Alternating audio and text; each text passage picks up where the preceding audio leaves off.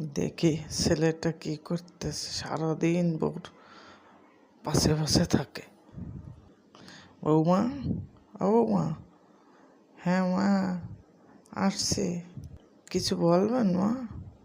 হ্যাঁ বলবো বিদায় তো আসছি। তুমি সারাদিন ছেলেটাকে ধরে রাখো না বান্ধে রাখো?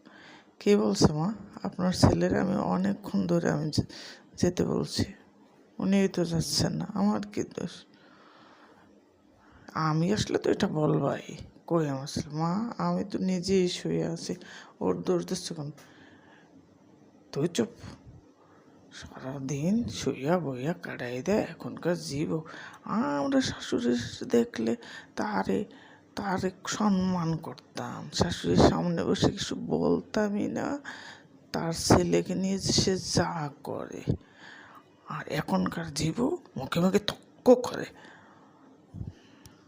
মা সারাদিন ওর সাথে বকাবকি করো কেন? তোমরা দুইজন মিলেমিশে থাকতে পারো না? আমি তো মায়ের সাথে মিলেমিশে থাকতে চাই, মাই তো আমারে দেখতে পারে না। তুমি থামো, মায়ের সাথে কথা বলতেছি আমি। ও থামবে আবার? তোর বউ থামে? সারাদিন শুইয়া বইয়া কাটাইয়া দেয়, আর কথার উপর কথা তক্ক তক্ক দেয়।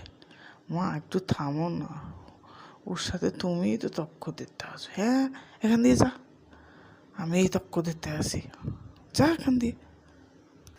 এটারে ফুফা দিয়ে এটারে কি আমার ছেলে রাখছে? এটারে তো বউয়ের গোলাম বানাই ফেলাইছে। বউ নিয়েই থাক, আমার কাছে আসো কেন?